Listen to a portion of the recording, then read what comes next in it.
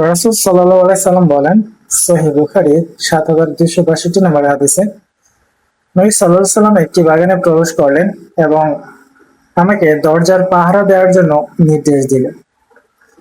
এক লোক এসে প্রবেশের অনুমতি চাইলে তিনি বলেন, তাকে অনুমতি দাও এবং তাকে জান্নাতের সুসংবাদ দাও। তিনি ছিলেন আবু বকর রাদিয়াল্লাহু তাআলা আনহু। অতঃপর উমর রাদিয়াল্লাহু তাআলা আনহু আসেন, তিনি বলেন, তাকে অনুমতি দাও এবং জান্নাতের সুসংবাদ দাও। তারপর উসমান রাদিয়াল্লাহু তাআলা আনহু আসলেন, তিনি বললেন, তাকে অনুমতি দাও এবং জান্নাতের সুসংবাদ দাও। অর্থাৎ আবু বকর, উমর এবং উসমান এই তিনজনকে নবী সাল্লাল্লাহু আলাইহি সাল্লাম অ্যাকর্ডিং টু এই হাদিস জান্নাতের সুসংবাদ দিয়েছেন। জান্নাত আসলে নবী সাল্লাল্লাহু আলাইহি সাল্লাম দেওয়ার ক্ষমতা রাখে কিনা সেটা আপনি আল কোরআন পড়লে বুঝতে পারবেন।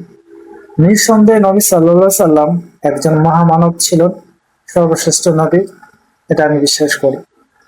কিন্তু ডিরেক্টলি নবী সাল্লাল্লাহু আলাইহি সাল্লাম জান্নাত দেওয়ার অধিকার আছে কিনা সেটা আল কোরআন পড়লে বুঝতে পারবেন। আমি এখানে বললেও কষ্ট পাবেন। তারপর বলি যেটা, আবু বকর, উসমান এবং আহ উমর রাদিয়াল্লাহু তাআলা আনহু, তারা কি নবী সাল্লাল্লাহু আলাইহি সাল্লামের আগে মারা গেছেন? না, নবী সাল্লাল্লাহু আলাইহি সাল্লাম তাদের আগে মারা গেছে। নবী সাল্লাল্লাহু আলাইহি সাল্লাম মারা যাওয়ার পরে আবু বকর, উসমান এবং আহ এখানে উমর, তারা কিন্তু বিভিন্ন সময় বিভিন্ন দ্বন্দ্বে জড়াইছে, বিভিন্ন যুদ্ধ করছে, বিভিন্ন জায়জামেলার মধ্যে জড়াইছে। অর্থাৎ মানুষ মাত্রই ভুল, সে মানুষের আলটিমেট অবস্থান কোথায় হবে একমাত্র আল্লাহ তাআলা বলতে পারে, এছাড়া আর কেউ বলতে পারে না। যদি তাদেরকে এভাবে জান্নাতের সার্টিফিকেট দিয়ে দেয়া হয় ওই সময়ে, তাহলে তো তারা যা ইচ্ছা তা করতে পারতো। অনেকে হয়তো বলতে পারবেন যে তারা অনেক বড় লেভেলের সাহাবী, তারা কখনো ভুল করবে না, তারা এটা করবে না, তারা সেটা করবে না।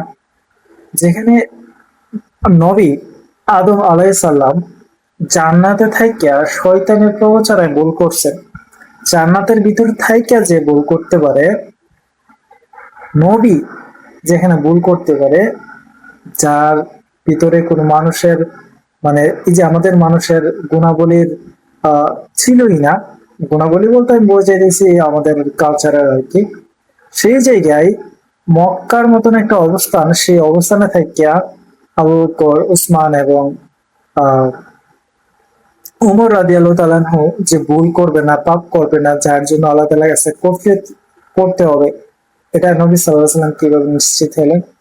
আপনি বলতে পারেন এখন নবী সাল্লাল্লাহু আলাইহি সাল্লাম সব জানেন, গায়েবের খবর জানেন।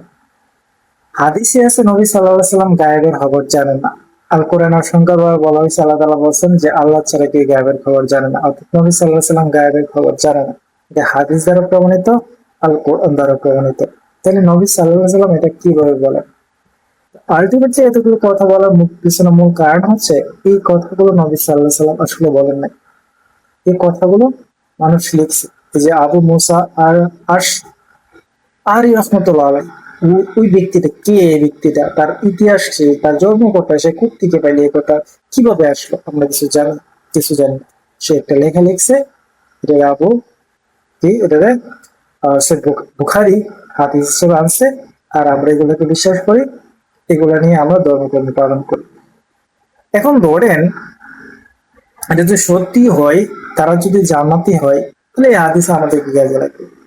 নবী সাল্লাল্লাহু আলাইহি সাল্লাম এদেরকে এত সহজে জান্নাতি করে দিলেন, আর আমাদের এত কষ্ট, এত দুর্দশা, আমরা কোথায় যাবো, এত টেনশন, তো আমাদেরকে বলে দেয়া যায় না কেন পৃথিবীতে নবী সাল্লাল্লাহু আলাইহি সাল্লাম যে আমার উম্মত সবাই জান্নাতে যাবে?